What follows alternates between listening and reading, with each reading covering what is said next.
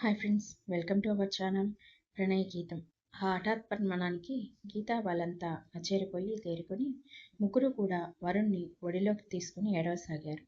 గీత ప్రణయ్ వైపు చూసి, ప్రణయ్, బాబాయ్నిలా ఎలా అయినా కాపాడుకోవాలి, బ్లడ్ చాలా పోతోంది అంటూ ఏడుస్తున్నది గీత.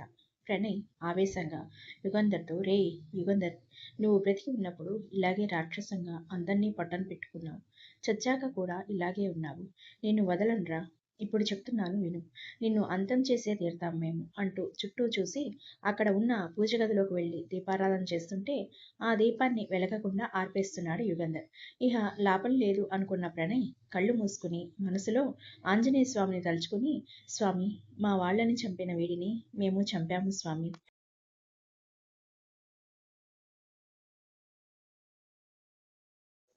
కానీ వీడు ఇప్పుడు ఆత్మగా మారి మమ్మల్ని చంపాలి అని చూస్తున్నాడు. ఇప్పటికే వరుణ్ మావయ్య వాడి వలన చావు బ్రతుకుల మధ్య ఉన్నారు. తనని, గీతని, రఘురాం మావయ్యని ఎలా అయినా కాపాడుకోవాలి అంటే ఆ స్వామీజీని కలవాలి మేము. దానికి నీ సాయం మాకు కావాలి స్వామి. తండ్రి, దయ చూపించు అంటూ భక్తితో చేతులు జోడించి నమస్కారం చేసుకుని కళ్ళు తెరిచిన అతడికి ఆ రోజు గుళ్ళో తెచ్చిన కుంకుమ కనిపిస్తుంది.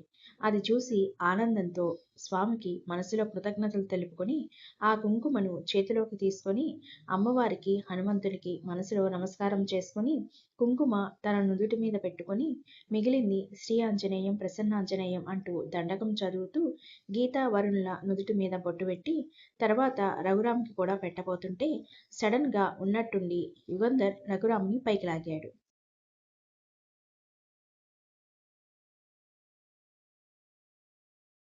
ఊహించని ఆ పరిణామానికి విస్తుపోయారు వారంతా.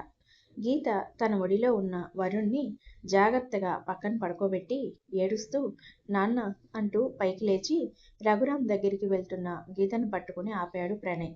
తనని ఆపుతున్న ప్రణయ్ చేతిని విసిరికొట్టి రఘురాం దగ్గరికి వెళ్ళి గాలిలో వేలాడుతున్న తండ్రి కాళ్ళని పట్టుకుని నాన్న, నాన్న అంటూ ఏడుస్తూ అతన్ని కిందకి లాగాలని ప్రయత్నిస్తోంది గీత. అది చూసి వికటాట్టహాసం చేస్తూ ఆమెనే చూస్తున్న యుగంధర్, నువ్వు ఎంత లాగినా కూడా వీడిని కిందకి దించలేవు గీత, ఎంత ప్రయత్నం చేసినా కూడా రఘురాంని కిందకి దించలేకపోతోంది గీత. ఆ ప్రయత్నంలో ఆమె చేతికి ఉన్న రక్ష ఊడి కింద పడింది. అది ఆమె చూడలేదు. అది చూసిన యుగంధర్ విజయగర్వంతో నవ్వుతున్నాడు.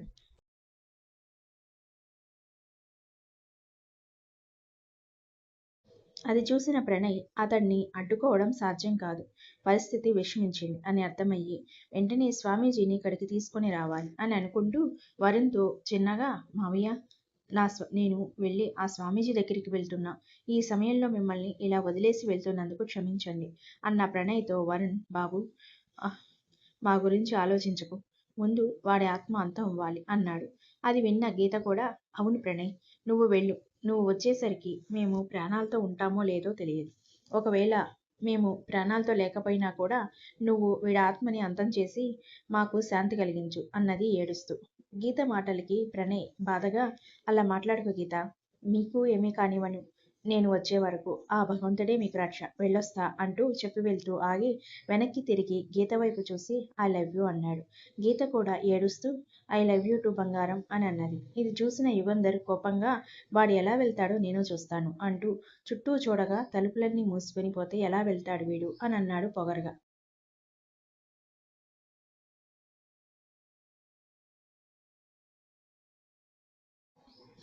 నువ్వు తలుపులు మూసినా, మరి ఏం చేసినా, ఎలా అడ్డుకున్నా కూడా నేను వెళ్ళగలను, చూస్తావా అంటూ కళ్ళు మూసుకుని స్వామీజీని, అమ్మవారిని, హనుమంతుణ్ణి తలుచుకున్నాడు మనసులో భక్తిగా. వెంటనే తలుపులు తెరుచుకున్నాయి. దాంతో ప్రణయ్ స్వామీజీ కోసం వెళ్ళాడు. ఇందాక గీత చేతికి ఉన్న రక్ష ఊడిపోయినప్పుడు అక్కడ స్వామీజీ ధ్యానం నుండి ఉలిక్కిపడ్డారు. ఏంటి, ఏమైంది, నాకు ఇలా శరీరం కంపించింది అనుకుంటూ కళ్ళు మూసుకున్న ఆయనకు అంతా దివ్య దృష్టికి కనిపిస్తుంది. దాంతో విషయం తెలుసుకున్న స్వామీజీ వెంటనే తను ఉన్న చోటు నుండి బయలుదేరారు గీతా వాళ్ళింటికి. అది వీళ్లకు తెలియదు. ప్రణయ్ కొంత దూరం వెళ్ళాక అతడికి స్వామీజీ ఎదురుపడ్డారు. ఆయన చూసిన ప్రణయ్ నమస్కారం చేసి స్వామి అంటూ చెప్తుంటే అంటూ అడ్డుకొని నాకంతా తెలుసు. అందుకే ఉన్న పలంగా నేను బయలుదేరాను. కానీ ఈ లోపలే అక్కడ ఒకరికి మృత్యువు దగ్గర పడింది అన్నారు స్వామి. అది విన్న ప్రణయ్ కంగారు పడ్డాడు. స్వామీజీ అతనికి ధైర్యం చెప్పి ఇద్దరూ కలిసి పయనం అయ్యారు. ఇటు గీత ఇంట్లో గాల్లో ఉన్న రఘురాంని చూస్తూ తన చేతికి ఉన్న గుణపం మాదిరిగా మార్చి అతడి గుండెల్లో దింపాడు యుగంధర్. బాధతో అతడు అమ్మా అంటూ అరుస్తూ కింద పడ్డాడు. అది చూసిన గీత షాక్తో నాన్న అంటూ గట్టిగా అరిచింది.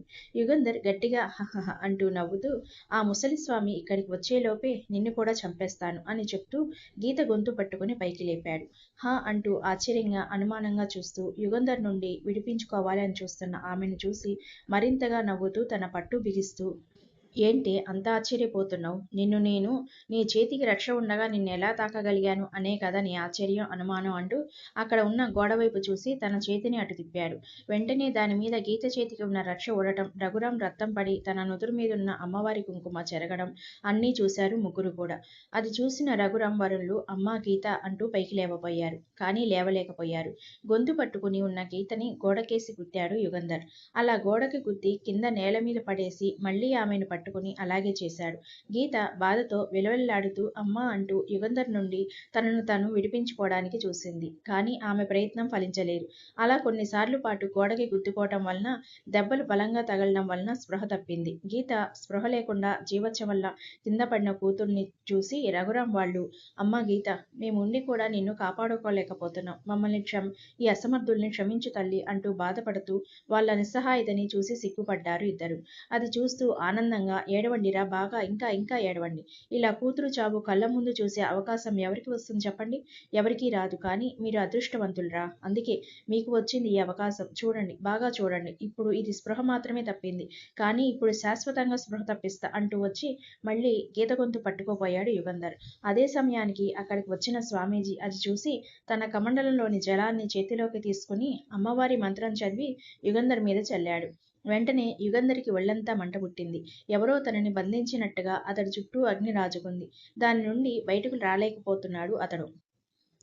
ఆ తర్వాత స్వామీజీ గీత దగ్గరికి వెళ్ళి ఆమె నుదుటిపై చెయ్యి వేసి అమ్మవారిని స్మరించారు. Thanks for watching. Please like, share and subscribe my channel.